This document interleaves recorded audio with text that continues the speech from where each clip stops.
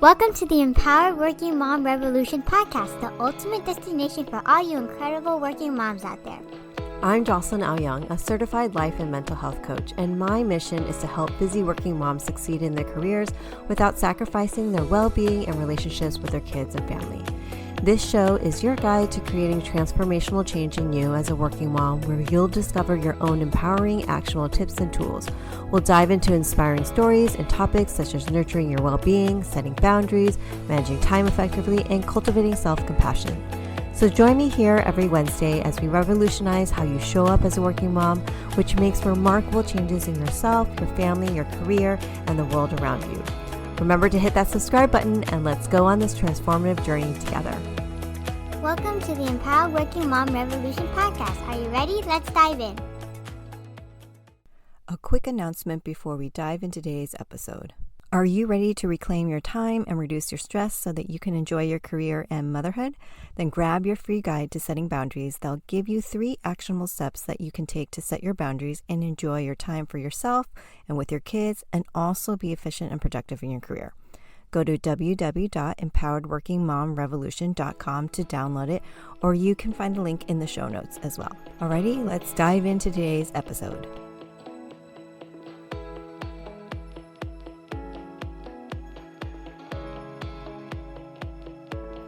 Hey there, working moms. Welcome to the last episode here on the Empowered Working Mom Revolution.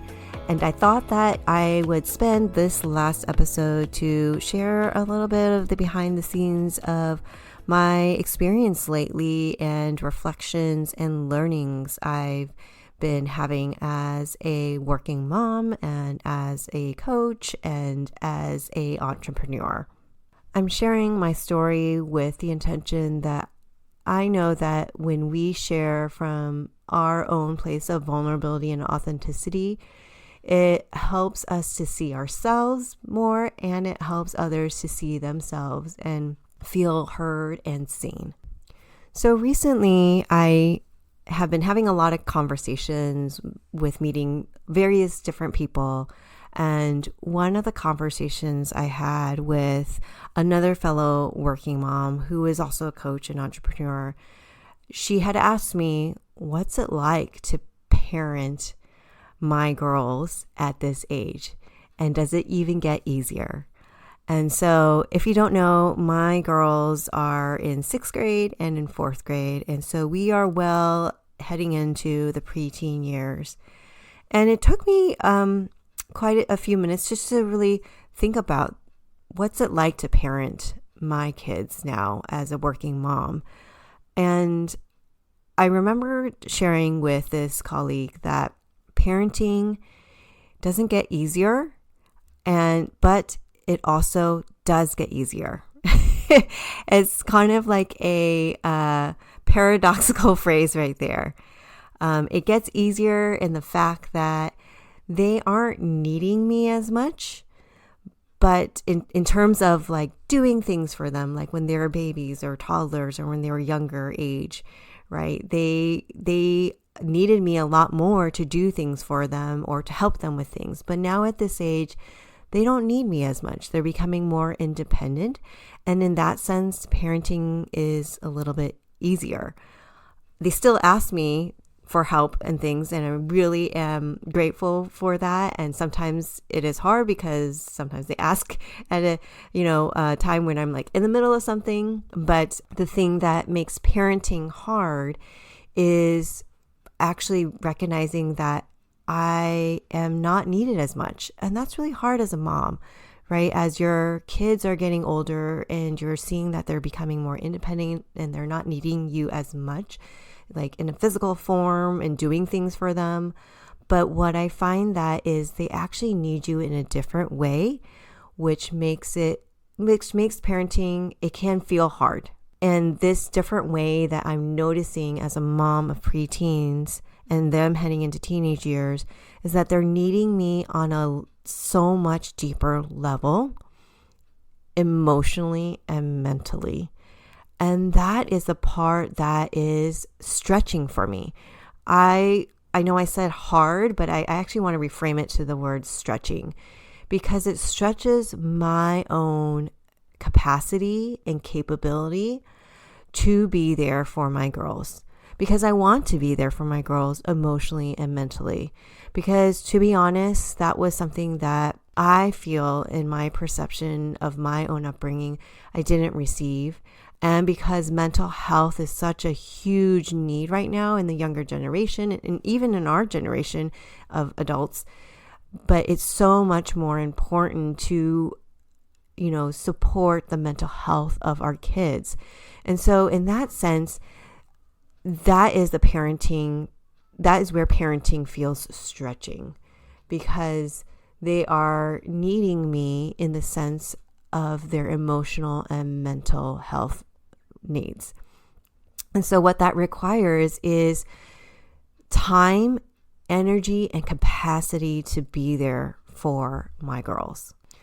So I'll share what I've come to conclusion for right now, because it's always a work in progress. But at this point right now, we just finished the first quarter of this year, is I realize that I need to be really clear and committed to having my boundaries identified in terms of my time boundary, my energy boundary, and my emotional boundary.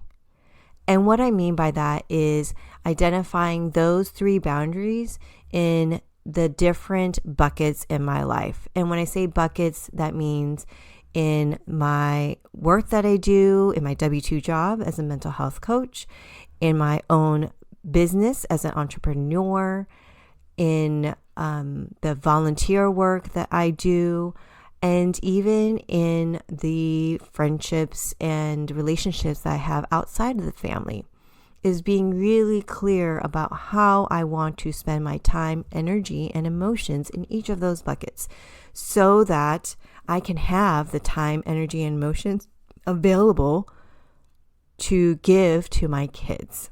So I started looking within at myself first in terms of those 3 boundaries: time, energy, and emotions. And what I mean by that is I sat down and thought about, for me, how do I allow myself time to take care of myself and my emotions? How do I allow myself time and energy to address my emotions, to reflect on my emotions? How do I allow myself time to give myself energy? What are those things and activities that fill my energy and that give me energy? And so I had to really think about and actually play around with, what are those activities? What are those actions? What are those habits? And it really solidified for me recently on a weekend camping trip that I intentionally wanted to do with my family every single month of this year, is to carve one weekend out of the month to go camping with my family and be outdoors in nature. And honestly, the intention for that at the beginning of the year was just to get outside, be off the grid, disconnected from tech, so that we can spend time together as a family and just be outdoors in nature. But recently, on our recent month camping trip in this month, I realized why this was so important, because it filled my own energy and emotions, and that time was set for myself so that I could come back into our quote unquote normal day life and routine to be able to be there for my kids. And so I need those monthly camping trips with my family, because being outdoors brings me so much clarity, so much energy. I feel so grounded and so calm and peaceful because I am just surrounded by nature, and I'm just surrounded by the trees and the brisk air and just the sunshine, and moving my body through walking around the campsite and just exploring. Like, that is one activity, and also a habit that, I want to continue to build into my daily routine. How can I get outside to the forest? How can I get outside amongst trees? Because that is what keeps me grounded and available emotionally and energetically. I'm filled so that I can be there for my kids. So what does that even look like to have the time, energy, and capacity to support my kids and parent my kids through their mental health and emotional needs? Well, it really comes down to looking back at myself, pointing the mirror back at myself. And it is thinking about and sitting with, how am I addressing my own mental health and my own emotional needs?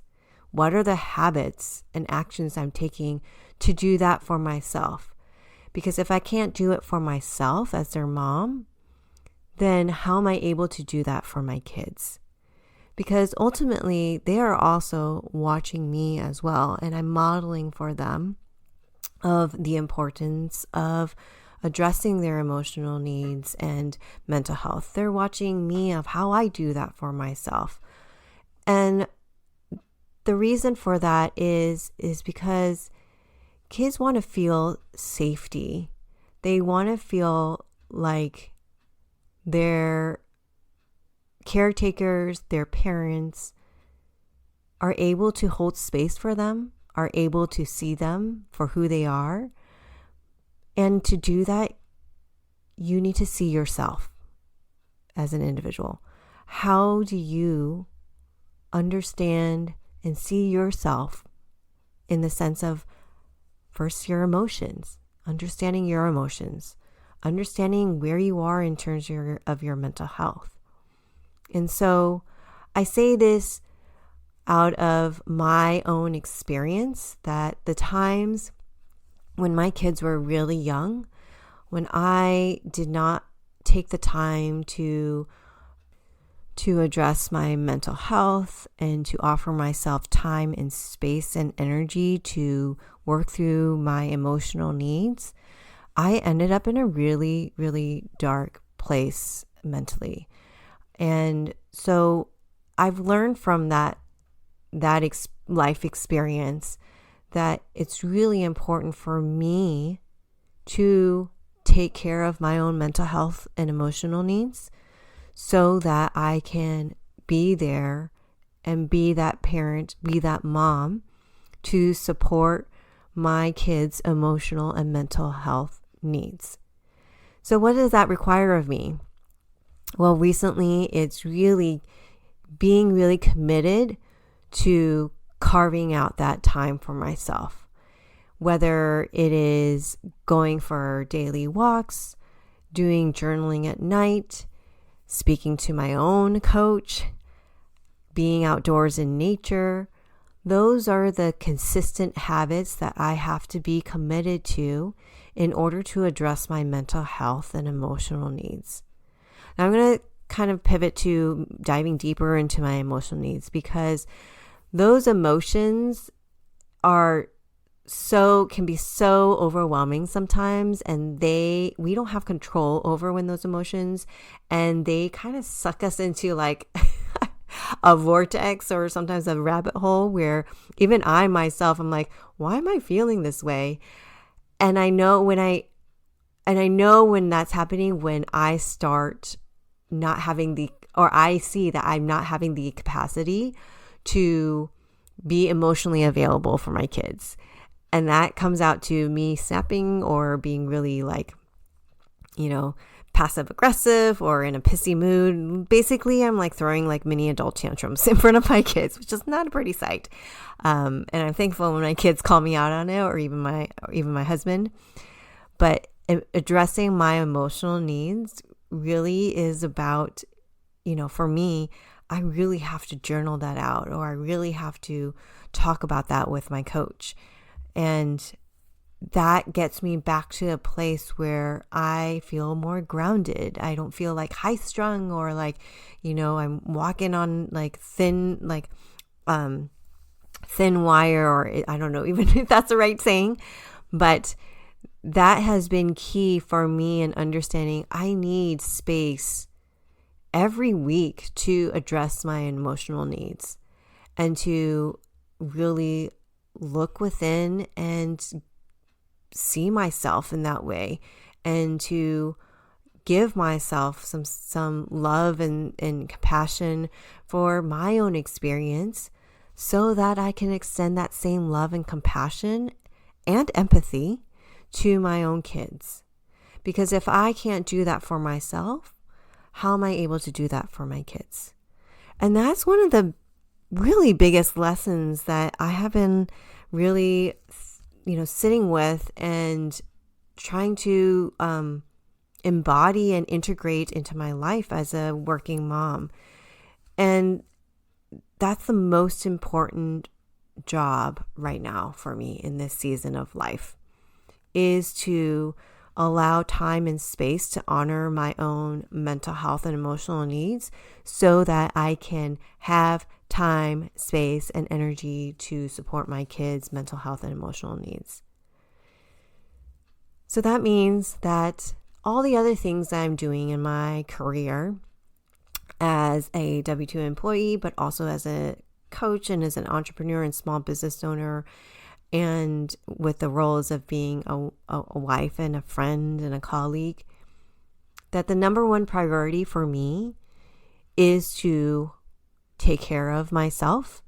It is not selfish. It's called self-leadership, because when I am taking care of myself in terms of my emotional and mental health needs, I am able to take care of my kids and serve in the best way with the work that I do and the clients that I have, and be there for my family and for my friends. So the point of this all is that the biggest lesson that I have really been sitting with and learning and embodying is the importance of how to honor my own needs, especially my mental health and emotional needs, so that I can meet the needs of my kids. That's really what it is, because I don't know about you, but one of my biggest whys of my work and even as a parent is that I want to be able to support my kids so that they can be emotionally well and stable and have the tools to navigate through their own mental health needs. And in order to do that, I need to do that for myself.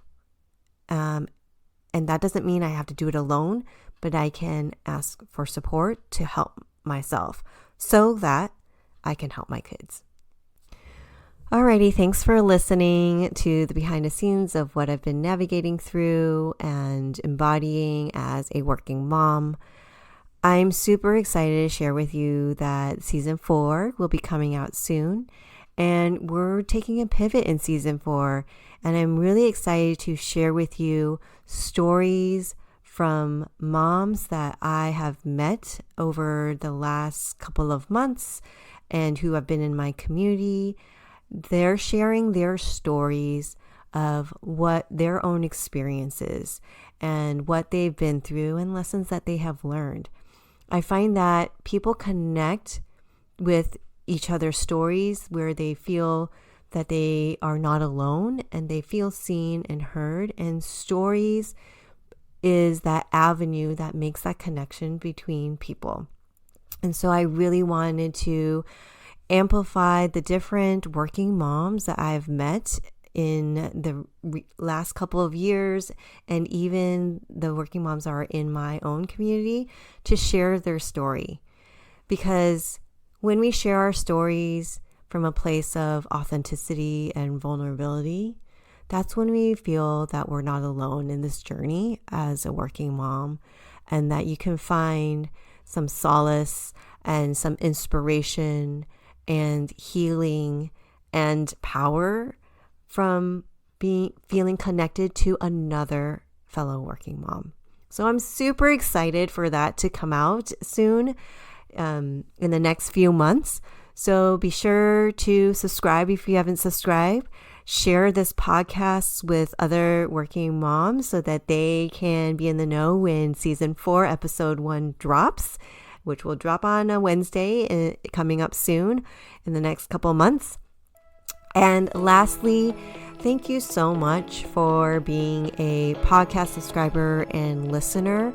I would love it if you could leave a podcast review so that it could let other people know out in the ether about this podcast, as I would love for this podcast to support other working moms and help them feel empowered, help them feel seen, help them feel connected to other working moms, and gain tools and also inspiration to help them along their journey as they navigate being a mom and being a professional.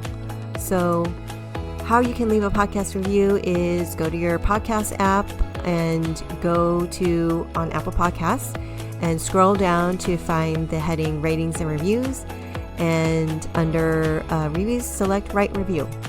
So I really appreciate it if you would leave a podcast review. If you do, I would love to give a shout out to your name and your podcast review on future podcast episodes. So thank you so much for being a listener, and I will see you in a couple months when season 4 drops. All right, bye y'all.